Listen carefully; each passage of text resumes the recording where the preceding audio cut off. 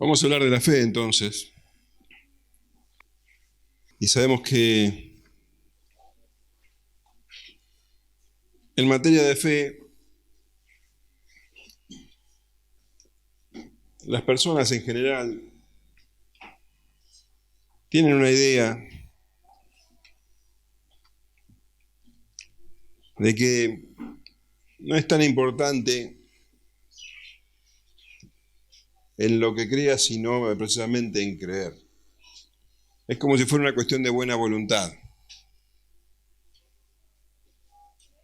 La persona dice, bueno, es buena, cree, no sé, en algún ídolo, en algún santo, pero no importa, porque en definitiva Dios conoce su corazón y ve que es bueno, que tiene buena intención. La palabra fe se emplea para muchísimas cosas. Hoy se escucha mucho que las personas tienen fe en que Argentina va a salir campeón, por ejemplo. Si vas al diccionario,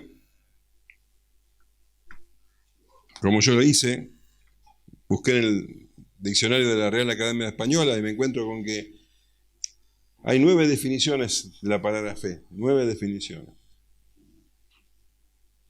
Dice, por ejemplo, conjunto de creencias de una religión, eso es fe. Conjunto de creencias de alguien, de un grupo o de una multitud de personas, eso también es fe. Confianza, buen concepto que se tiene de alguien o de algo, por ejemplo, tener fe en el médico. Bueno, y así, como te digo, 9. Seguridad, aseveración de que algo es cierto, el escribano da fe, todas definiciones, 9 definiciones de la palabra fe.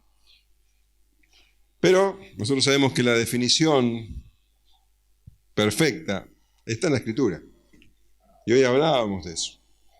En Hebreos capítulo 11, versículo 1 dice, es pues la fe, exactamente, certeza y convicción. Certeza de lo que se espera, certeza de que, bueno, certeza quiere decir estar plenamente seguro de lo que se espera, de algo que todavía no ha llegado. Convicción, estar verdaderamente convencido, absolutamente convencido de algo que vos no ves, pero sabés que está. Eso es fe.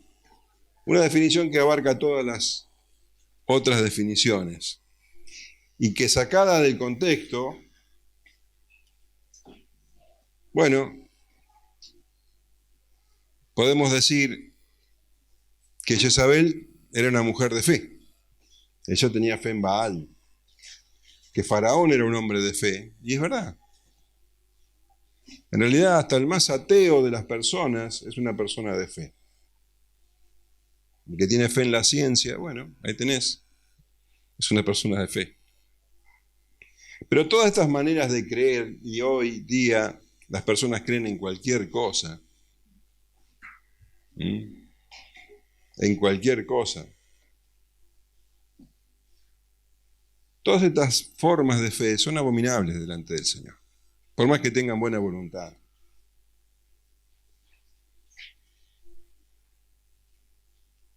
Ese mismo capítulo habla de que hay una sola fe que agrada a Dios. En el versículo 6 dice, pero sin fe es imposible agradar a Dios, porque es necesario que el que se acerca a Dios crea que le hay y que es galardonador de los que le buscan. Una versión más sencilla, la Nueva Traducción Viviente, dice, de hecho, sin fe es imposible agradar a Dios. Todo el que desea acercarse a Dios debe creer que Él existe y que Él recompensa a los que lo buscan con sinceridad. Entonces,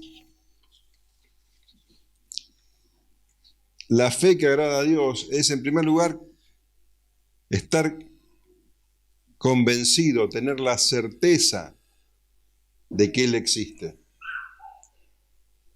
Y tener la certeza y la convicción de que Él es galardonador de los que le buscan. ¿Qué quiere decir esto?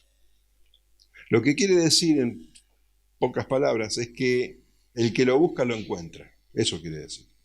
Estar convencido de que lo busca, lo encuentra. El que busca a Dios debe saber que Dios se le va a revelar. Dios se revela a aquel que lo busca. Esa es la clase de fe que agrada a Dios. No solo creer que Él existe.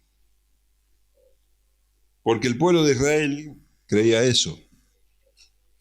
El pueblo de Israel creía en el Dios escritural, en el Dios que habla el Antiguo Testamento, en Jehová.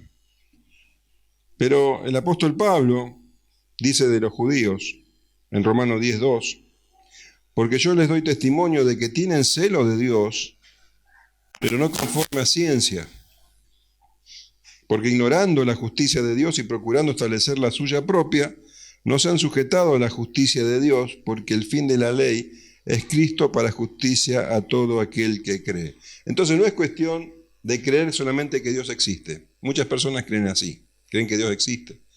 Y también creen como los judíos que pueden acercarse a Dios según sus propias formas. Los judíos decían, procurando establecer su propia justicia. No es así.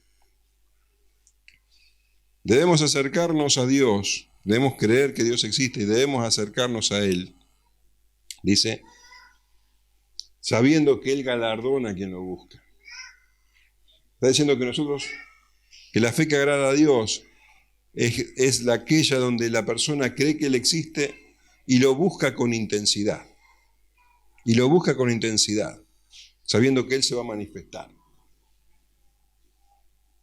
Esa es la fe que agrada a Dios. Es galardonador de los que lo buscan. Pero acá encontramos un problema bastante serio. Él es galardonador de los que lo buscan, pero también la Escritura dice que no hay quien busque a Dios. Romanos 3:11 y 12 dice, no hay quien entienda, no hay quien busque a Dios. Todos se desviaron a una, se hicieron inútiles. No hay quien haga lo bueno, no hay ni siquiera uno. Entonces, qué problema, ¿eh? La fe que agrada a Dios es la de aquellos que saben que Él existe, que tienen la certeza y la convicción de que Él existe, y que lo buscan con intensidad. Pero bueno, esa clase de fe no la tiene nadie. Nadie. No hay quien busque a Dios. Por eso es que Dios, en su gracia, concede esa fe. La fe que le agrada es la que Él concede a algunos. Y leemos en Efesios 2:8, por gracia, porque por gracia sois salvos por medio de la fe, y esto no de vosotros, pues es don de Dios, no por obras para que nadie se gloríe. La fe es un don de Dios. La gente tiene fe, sí, pero es una fe natural. La fe que a Dios le agrada es una fe sobrenatural, que Él concede a sus escogidos. Esa clase de fe es la que agrada. Y el Señor Jesús dijo en Juan 6:37, todo lo que el Padre me da vendrá a mí, y al que a mí viene no le echo fuera. La iniciativa no es nuestra, la iniciativa es de Dios. Dios concede la fe para que lo busquemos. Y cuando lo buscamos es galardonador, porque dice, al que viene a mí no lo echo fuera. Se revela, Dios se revela a aquellos que lo buscan con intensidad. Ahora, esta fe que agrada a Dios, esta fe sobrenatural, no consiste solo en palabras. No es cuestión de decir Señor, Señor, nada más. La fe que agrada a Dios se demuestra, se manifiesta con la obediencia. El Señor Jesús, lo veíamos el domingo pasado, dijo, y lo leemos en Juan 6:46 en adelante, ¿por qué me llamáis Señor, Señor, y no hacéis lo que yo digo? Todo aquel que viene a mí y oye mis palabras y las hace, os indicaré quién es semejante. Semejante es al hombre que al edificar una casa cavó y ahondó y puso el fundamento sobre la roca. Y cuando vino una inundación, el río dio con ímpetu sobre aquella casa, pero no la pudo mover, porque estaba fundada sobre la roca. Mas el que oyó y no hizo, semejante es al hombre que edificó su casa sobre tierra sin fundamento, contra la cual el río dio con ímpetu y luego cayó, y fue grande la ruina de aquella casa. Entonces, aquellos que tienen esa fe que agrada a Dios son los que escuchan la palabra, o sea, los que vienen al Señor Jesús, escuchan su palabra y la ponen en práctica, la obedecen. Y dice que, bueno, que esta persona es como el que edifica su casa sobre la roca. Van a venir tormentas, pruebas, dificultades, y la casa va a permanecer en pie. La fe no se va a mover, al contrario, va a crecer. Y cuando venga el Señor en juicio, esa persona va a estar de pie también. Pero aquel que solamente dice Señor, Señor, y no obedece, bueno, esa clase de fe se derrumba ante las circunstancias, ante los problemas. Y cuando el Señor venga, no va a poder permanecer en pie.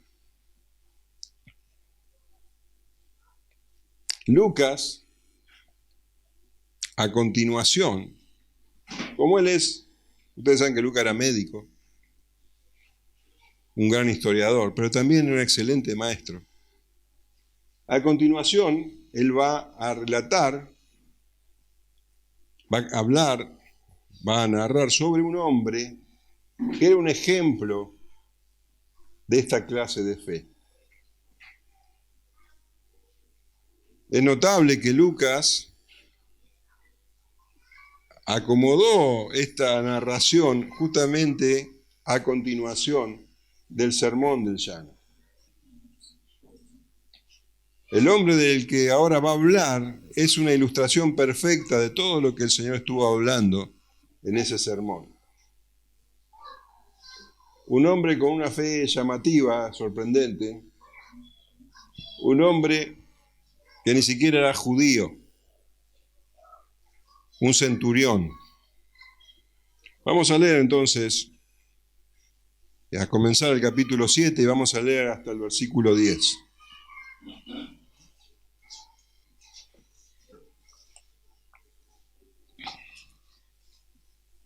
Después que hubo terminado todas sus palabras al pueblo que le oía, entró en Capernaum.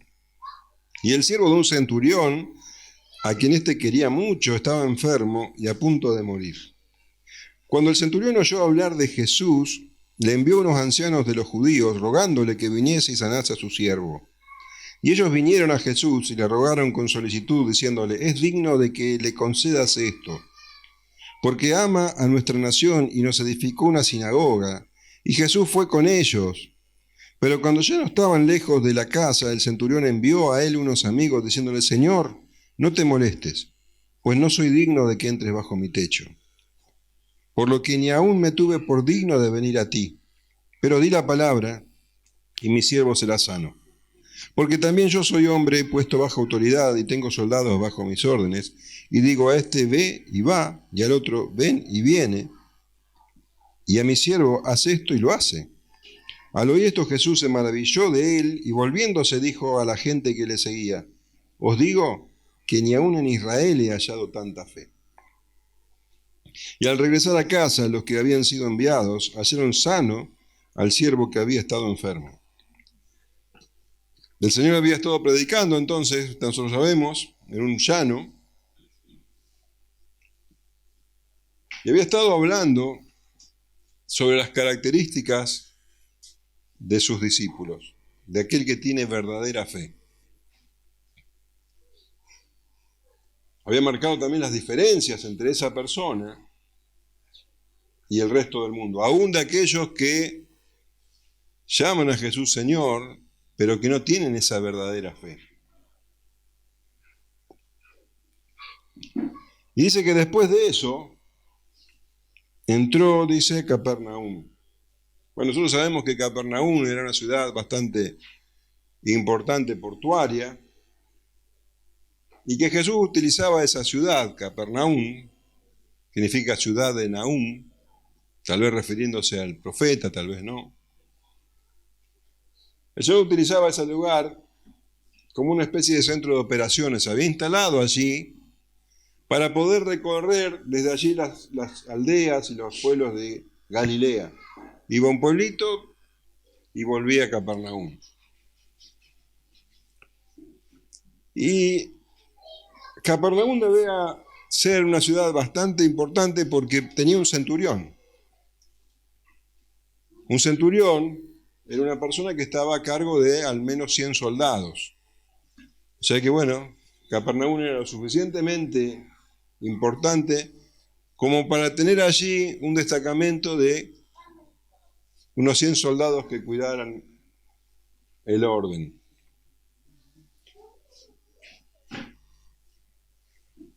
El centurión era una persona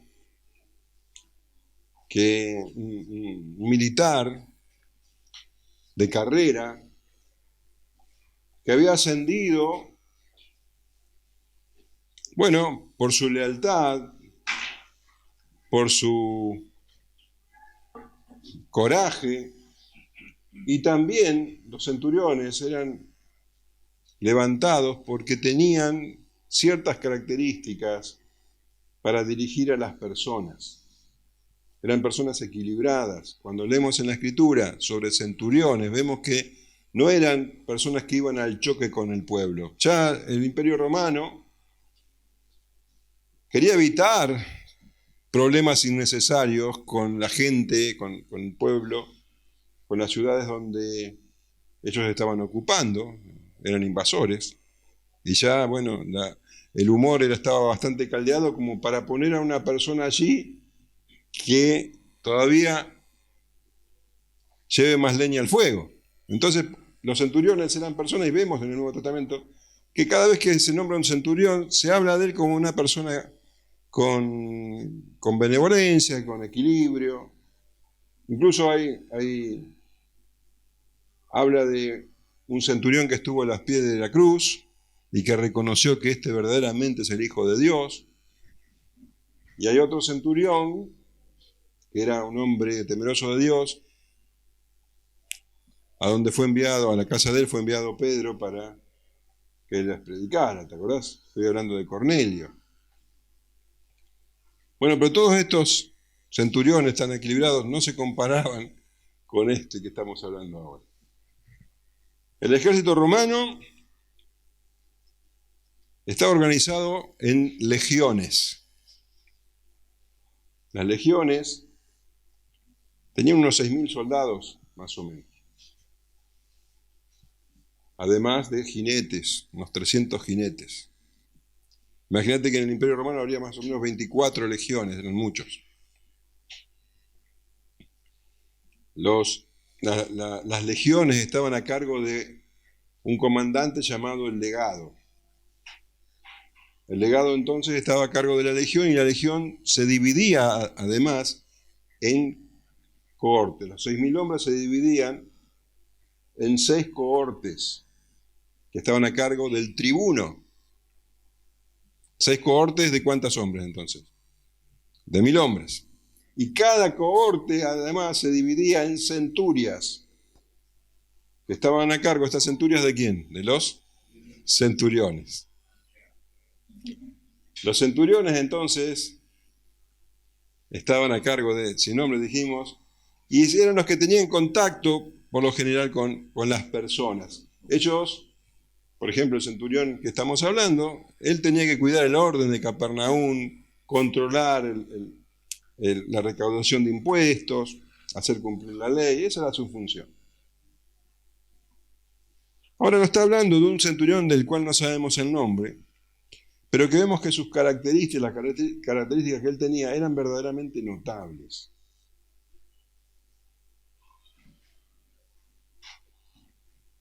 Y lo más notable de este hombre, en primer lugar, era su amor.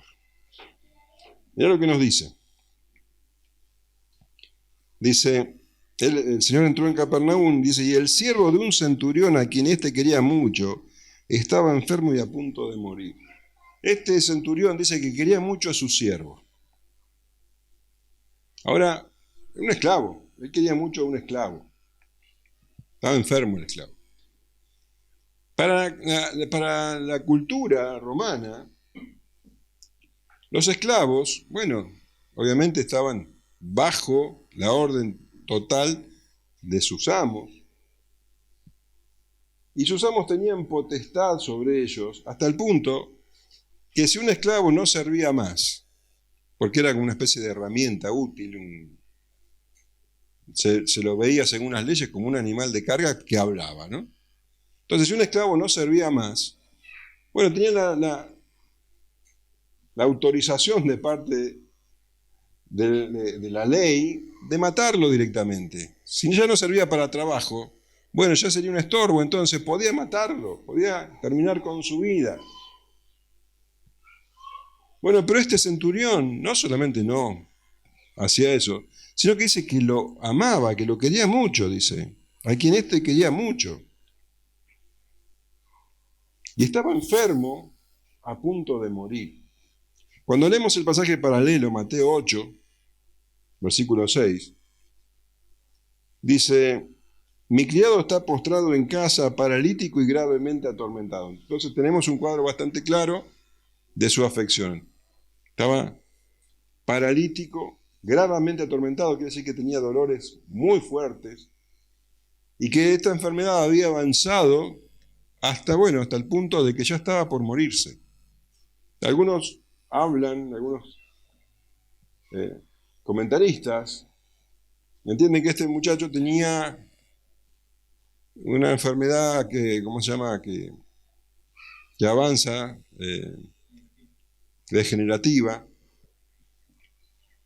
y bueno, que ya le había afectado la respiración y que solamente se podía esperar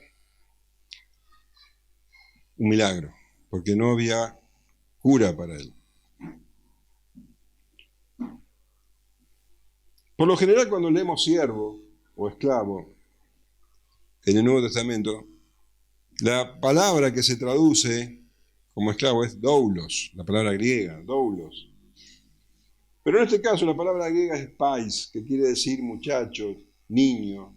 Entonces cuando leemos en Mateo, mi criado está postrado en casa, es mi muchacho, mi niño está postrado en casa. No es que no se usara esa palabra también para los esclavos, pero denota cariño. Mi muchacho, mi niño. Un centurión que tiene amor entonces por su siervo. Pero no solamente tenía amor por su siervo, porque dice que también tenía amor por los judíos.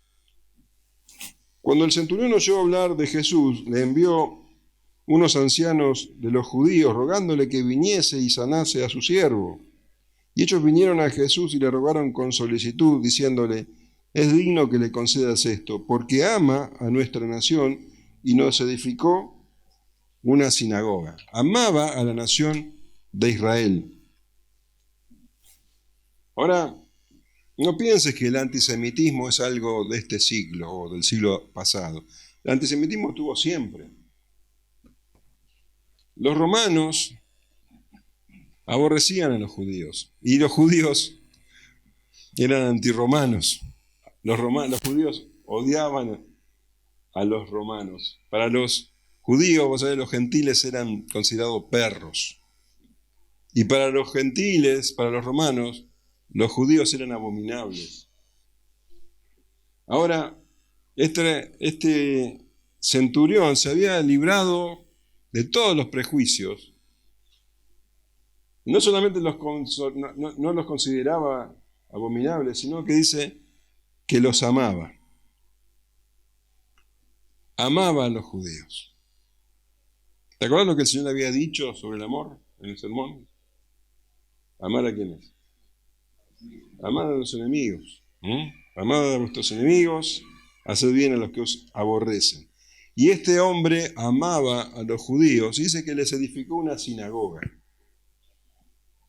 Y cuando dice que les edificó una sinagoga, quiere decir que él puso el dinero para edificarla. No es como los funcionarios de la actualidad que cuando dicen, bueno, te voy a edificar algo, la plata sale no de su bolsillo, sale de las arcas públicas. No, nadie va a sacar nada de las arcas del emperador. Acá está diciendo que él edificó. Él levantó una sinagoga en Capernaum. No había y la levantó. ¿Por qué hizo esto? ¿Por qué no edificó un templo a algún dios pagano? Los romanos tenían muchísimos dioses. ¿Por qué si iba a edificar algo, poner plata, por qué no edificó algo a sus dioses? No, él edificó una sinagoga. Evidentemente este hombre había dejado el paganismo, el politeísmo, y había creído en el Dios de Israel. Y edificó una sinagoga, porque en la sinagoga, la función principal de la sinagoga es enseñar la palabra de Dios. Y si este hombre edificó una sinagoga, es porque amaba la verdad. Y porque sabía que los judíos eran el pueblo de Dios. Y por eso entonces es que los amaba. Él amaba a los judíos porque amaba a Dios. Amaba al pueblo de Dios. Entonces, dice que él financió la construcción de la sinagoga. Y el Señor había dicho en el sermón, dad y se os dará, medida buena, apretada, remecida y rebosando, darán en vuestro regazo. Él dio. Y el Señor dice que al que da se le va a dar más. Él dio y nunca habrá imaginado este hombre cuando mandó a edificar la sinagoga, que en esa sinagoga en particular iba a entrar y a predicar y a hacer milagros, nada menos que el Verbo humanado, el Hijo de Dios. Mirá si el hombre este recibió medida apretada, remecida, rebosando. Ahora, este hombre que edificó la sinagoga con su dinero y que vemos que tenía relación estrecha con los judíos, por lo que leemos en la Escritura, es muy posible, casi seguro, que él sabía que los judíos estaban esperando al Mesías.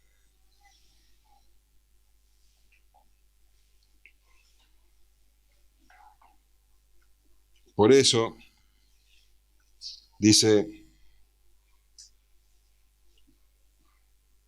cuando el centurión oyó hablar de Jesús, él oyó hablar de Jesús, y es evidente que lo que oyó hablar y habrá oído hablar mucho, porque Jesús hizo muchas sanidades en Capernaum, él predicó en Capernaum, él se manifestó diciendo que él era el Señor del sábado, que él era el Hijo de Dios en Capernaum. Entonces este hombre supo quién era ese Jesús del que todos hablaban.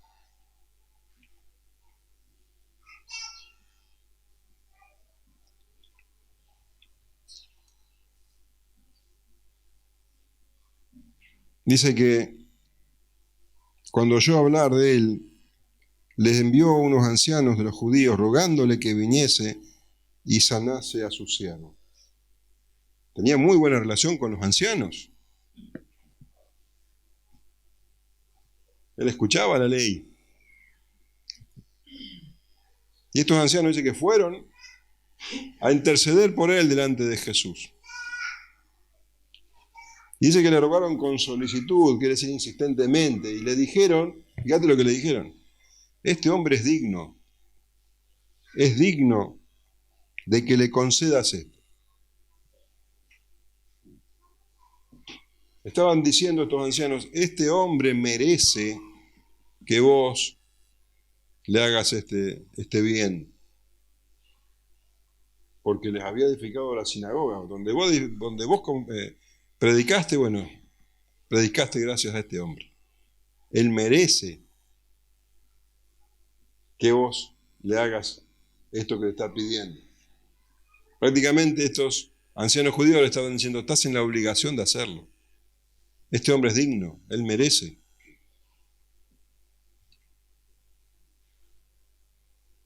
Y vemos que el Señor Jesús no responde a eso. Él podría haberle dicho, ¿quién es digno del favor de Dios? Nadie es digno del favor de Dios. El Señor Jesús no dijo nada.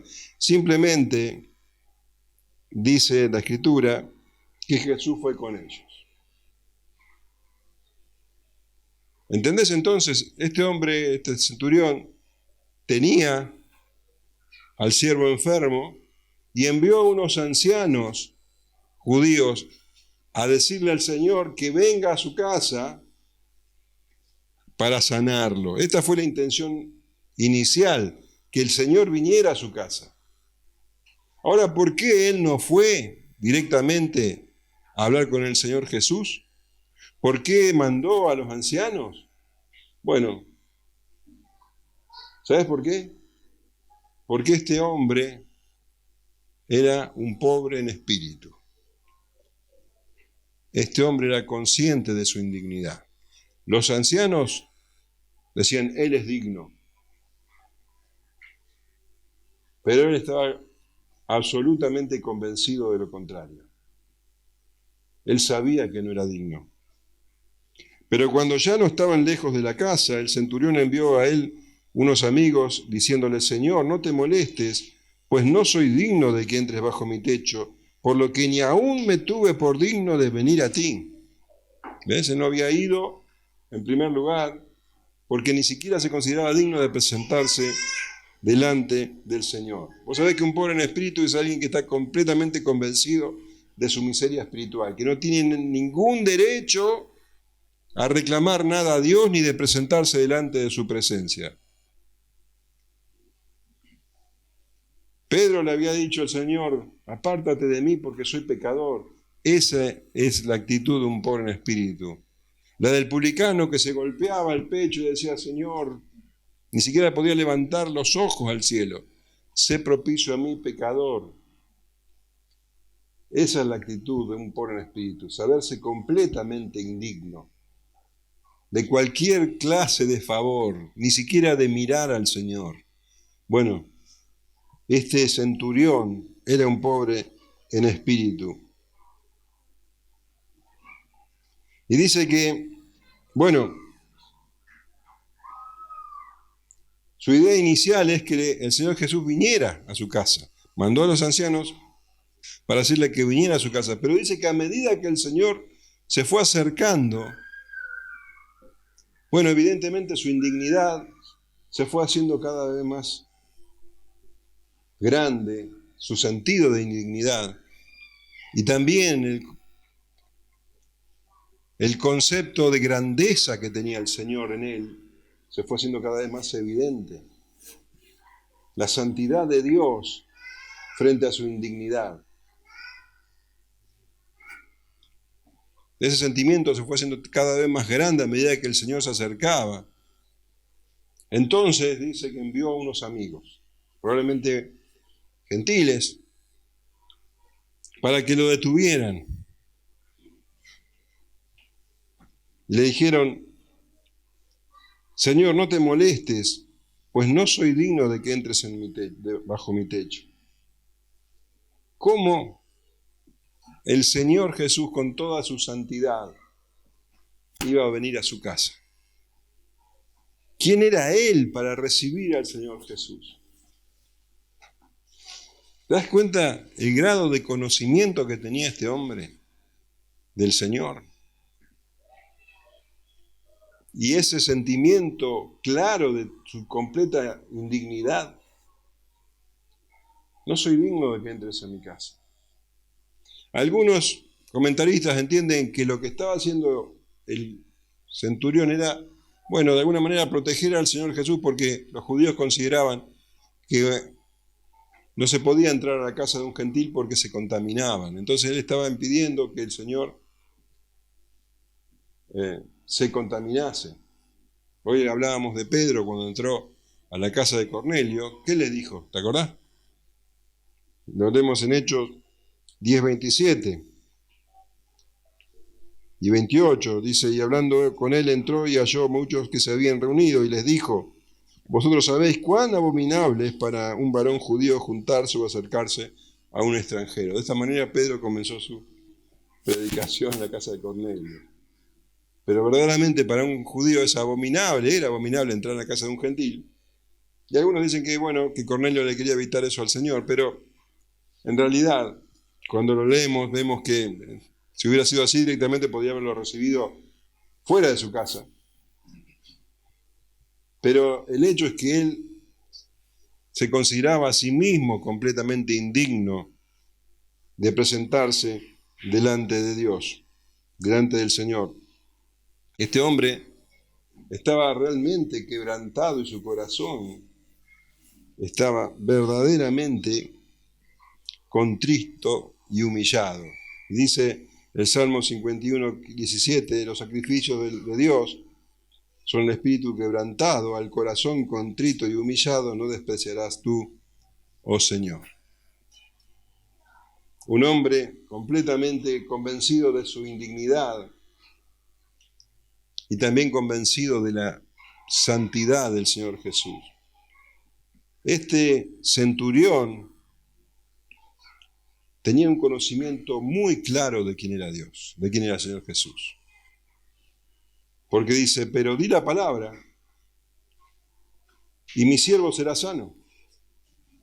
Porque también yo soy hombre puesto bajo autoridad y tengo soldado bajo mis órdenes. Y digo, a este ve y va, y al otro ven y viene, y a mi siervo hace esto y lo hace. Este hombre dice, solamente con que digas la palabra, con que lo menciones, va a ser hecho. ¿Te das cuenta la revelación que tenía este hombre del Señor Jesús? Él estaba convencido, él entendía la divinidad del Señor Jesús. Solamente con mencionarlo iba con ordenar a la enfermedad que se fuera a la distancia, ni siquiera tenía que estar presente. Le iba a obedecer, porque él conocía lo que era la autoridad, dice, en su experiencia personal. Él mismo era una persona bajo autoridad que obedecía lo que le mandaban sus superiores, y él mismo tenía personas bajo su autoridad que le obedecían a él, tenía soldados, tenía al siervo. Él decía, haz esto y lo hacían, y él mismo cuando le decían andar para allá, él iba. Entonces él decía, bueno, de la misma manera, Jesús, que es Dios, puede ordenarle a la enfermedad que se vaya y se iría, y puede ordenarle a la sanidad que venga y vendría. Este hombre era consciente de la divinidad del Señor Jesús. ¿Y qué pasó? Dice que el Señor, al oír esto, se maravilló de él. Se maravilló. Se sorprendió. El Señor Jesús se sorprendió de la fe de este hombre. 2 veces en la Escritura se menciona que Jesús se sorprendió. Se sorprendió por la fe de este hombre y en Marcos 6:6, fíjate, búscalo. Se sorprende por todo lo contrario.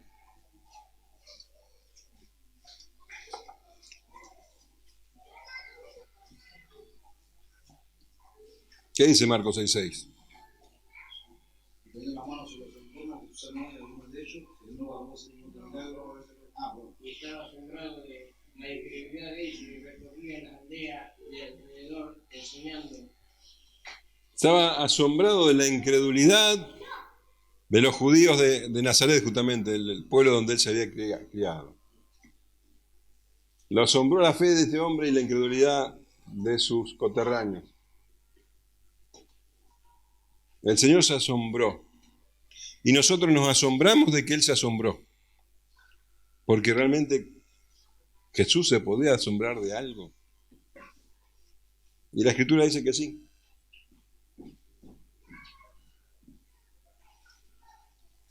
Y esto nos habla de su humanidad completa.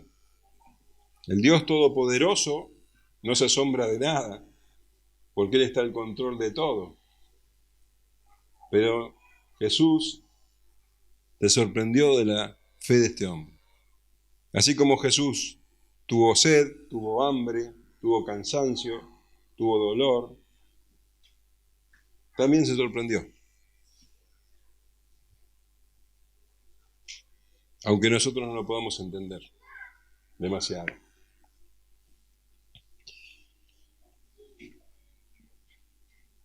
Y volviéndose dijo a la gente que le seguía: os digo que ni aún en Israel he hallado tanta fe, una fe tan acabada, tan grande.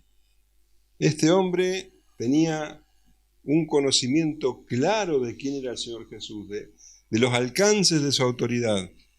Este hombre también conocía su propia iniquidad, su indignidad. Este hombre que había manifestado amor y generosidad. Esto sorprendió al Señor Jesús.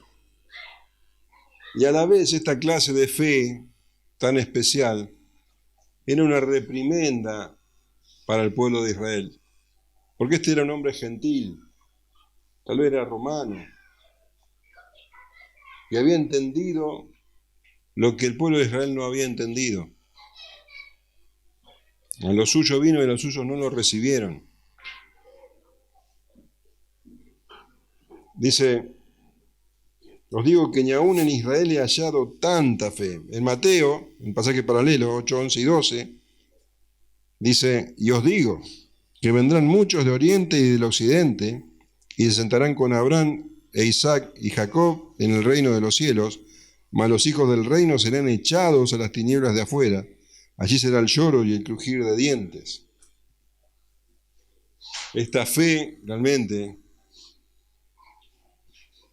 contrastada con la incredulidad de los judíos, era sorprendente.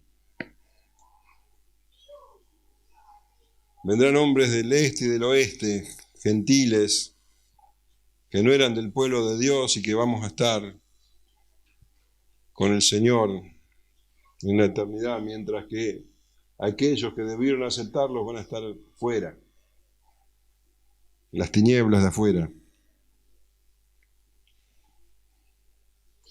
Y la verdad es que esta clase de fe ni siquiera los discípulos del Señor tuvieron, ni siquiera los apóstoles.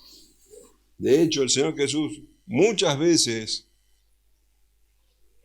reprendió a los apóstoles por su poca fe. En Mateo 6:30 leemos: y si la hierba del campo que hoy es y mañana se echa en el horno, Dios la viste así, ¿no hará mucho más a vosotros, hombres de poca fe? Y está hablando a los discípulos. Te voy a leer un pasaje y vos me decís en cuál era el contexto, ¿de acuerdo? Mateo 8:26 dice: y les dijo: ¿por qué teméis, hombres de poca fe? Entonces, levantándose, reprendió a los vientos y el mar y se hizo grande bonanza. ¿En qué circunstancia fue eso? Claro, la tormenta iba en la barca. Mateo 14:31, al momento Jesús extendió la mano, asió de él y le dijo: hombre de poca fe, ¿por qué dudaste? Eso. Mateo 16:8, y entendiéndolo Jesús les dijo: ¿por qué pensáis dentro de vosotros, hombres de poca fe, que no tenéis pan? Él iba en la barca y los discípulos creyeron que el Señor les estaba reprendiendo porque no habían traído pan, pero él estaba diciendo que no tenían que dejarse contaminar por la levadura de los fariseos, ¿te acordás? Y ellos creyeron que estaba hablando del pan. Mateo 17:19, viniendo entonces los discípulos a Jesús, aparte dijeron: ¿por qué nosotros no pudimos echarlo fuera? Jesús le dijo: por vuestra poca fe, porque de cierto os digo que si tuvierais fe como un grano de mostaza, un granito de mostaza, pequeño, diréis a este monte: pásate de aquí allá, y se pasará, y nada os será imposible. ¿En qué circunstancia fue eso? El lunático que se caía en el fuego cada vez que se manifestaba. Bueno, entonces,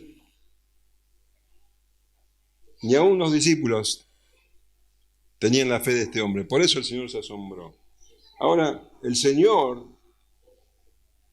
honró la fe de este hombre y demostró que él tenía razón en confiar en el Señor Jesús, porque leemos en el versículo 10, y al regresar a casa los que habían sido enviados hallaron sano al siervo que había estado enfermo. Verdaderamente no hizo falta que el Señor fuera, porque tenía la autoridad para sanarlo. Cuando llegaron a la casa, el siervo que estaba a punto de morir, paralítico, lleno de dolores, estaba sano, completamente sano.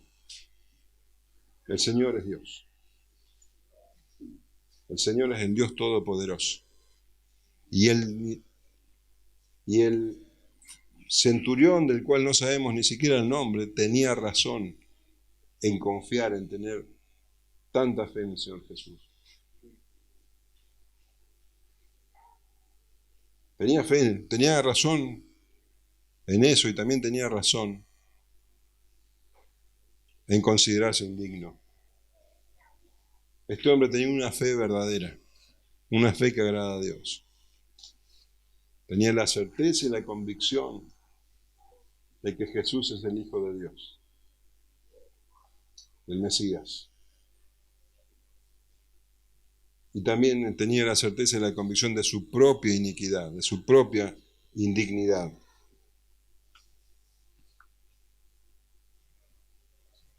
Hasta este hombre que tenía tanta fe era indigno. El único digno es el Señor.